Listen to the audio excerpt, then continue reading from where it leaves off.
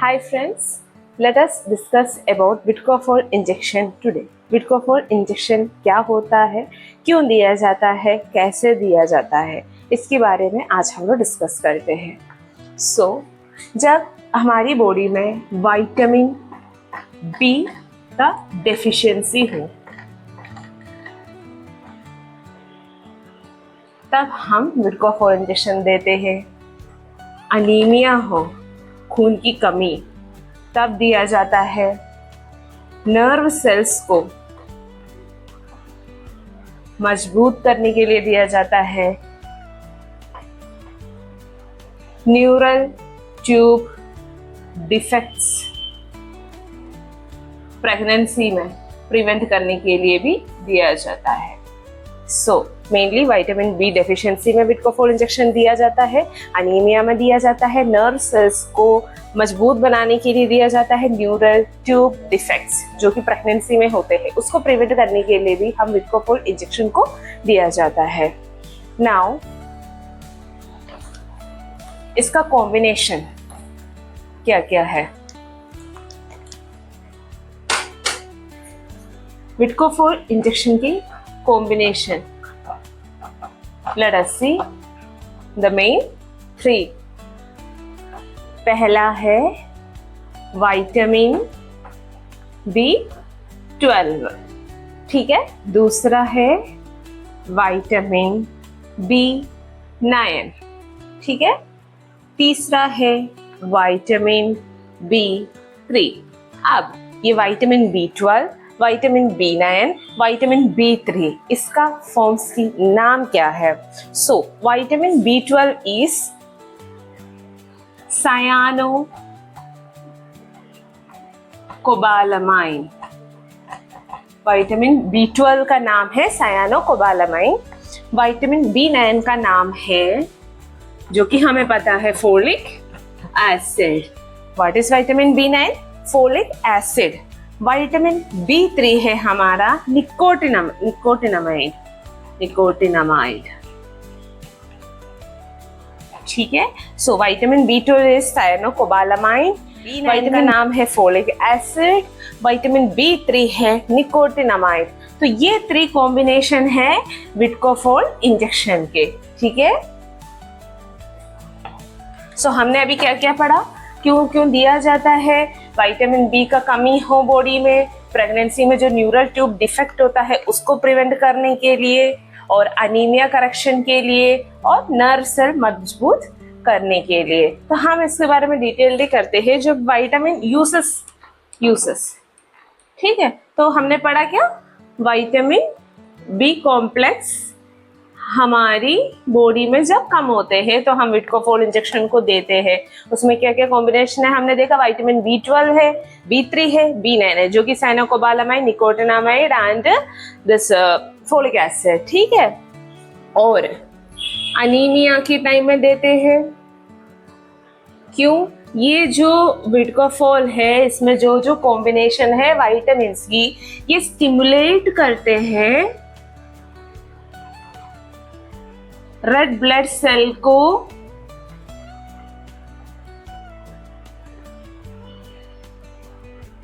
Production होने में, mature red blood cells का प्रोडक्शन होने के लिए, ठीक है.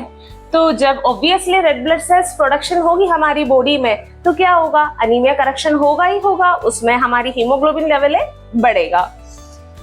देन न्यूरोपैथी, न्यूरोपैथी जो नर्व सेल्स हमारी डैमेज होते हैं उस कंडीशन को हम न्यूरोपैथी बोलते हैं. तो इस कंडीशन में भी हम ये विटकोफोल दे सकते हैं. देन तीसरा है neural tube, fourth neural tube defect prevent करने के लिए प्रेगनेंसी में. इसका मेनली काम फोलिक एसिड वगैरह हम प्रेगनेंसी में देते हैं. तो फोलिक एसिड किस में आते हैं, विटामिन, इसका दूसरा नाम है विटामिन B9, जो कि विटकोफोल इंजेक्शन में इसका कॉम्बिनेशन है.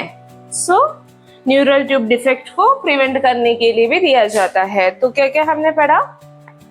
विडकोफोल इंजेक्शन का 3 combination, vitamin B12, vitamin B9, vitamin B3 जो कि साइनोकोबालामाइन, फोलिक एसिड, और तीसरा है हमारा निकोटिनामाइड। अब इसका यूजेस क्या है? विटामिन बी कॉम्प्लेक्स जब हमारी बॉडी में कम होते हैं, लाइक विटामिन B12 हो गया है, विटामिन B9 हो गया है, विटामिन B3 हो गया है, ठीक है।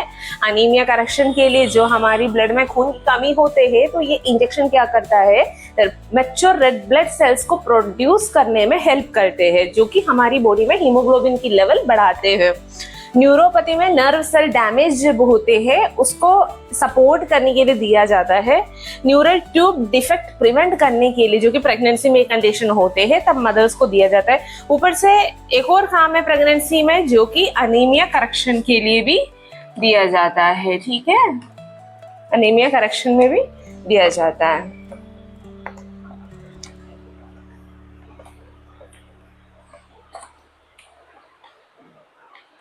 अब फ्रेंड्स, अब हम लोग इसका क्या क्या इम्पोर्टेंस हमें पता होना चाहिए एक विडकोफोल इंजेक्शन देने के पहले। कुछ मेन पॉइंट्स है जो कि हमें पता होना चाहिए।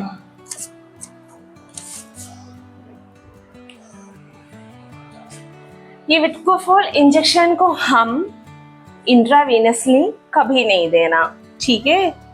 इसको कैसे देंगे? इंट्रा मस्कुलर, ठीक है। दैट मीन्स IM, इंट्रामस्कुलरली देंगे, या यानी बटेक्स या thighs. This is a site of Vitcofol injection. इसको कभी हम इंट्रावेनसली नहीं देंगे। उसके बारे में हम नेक्स्ट वीडियो में आपको बताएंगे।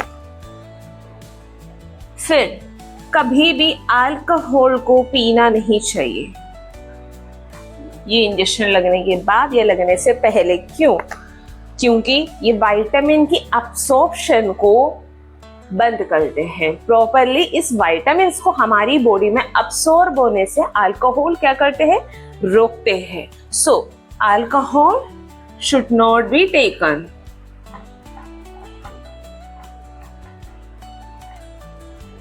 और किन किन मरीजों को स्ट्रिक्ट सुपरविजन के अंडर इस इंजेक्शन को लेना चाहिए? कार्डियोवास्कुलर पेशेंट हो गया,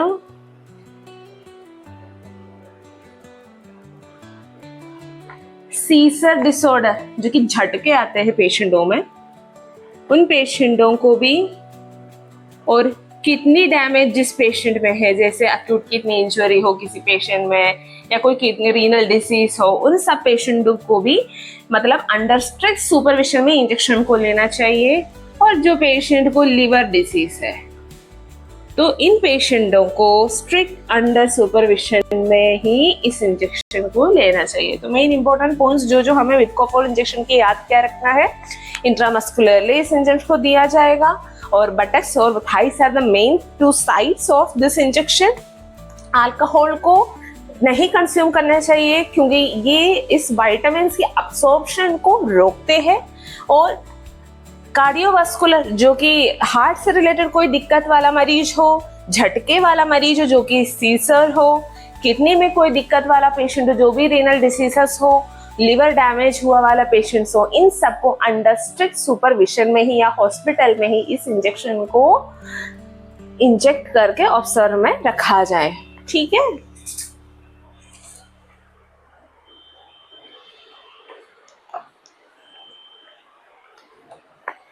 तो एक और बार हम रिवाइज करते हैं क्या क्या पढ़ा हम विडकोफोल इंजेक्शन के बारे में। इसका यूजेस क्या क्या पढ़ा हमने?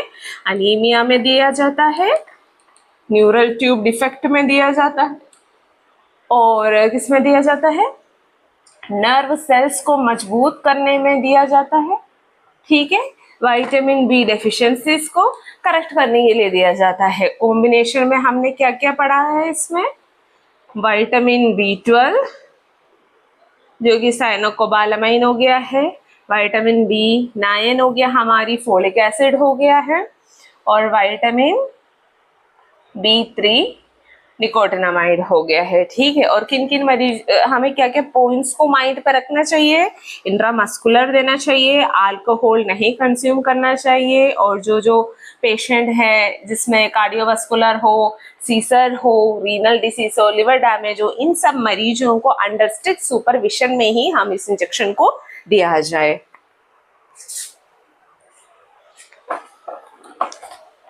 Okay friends, so let us see in next video. Thank you.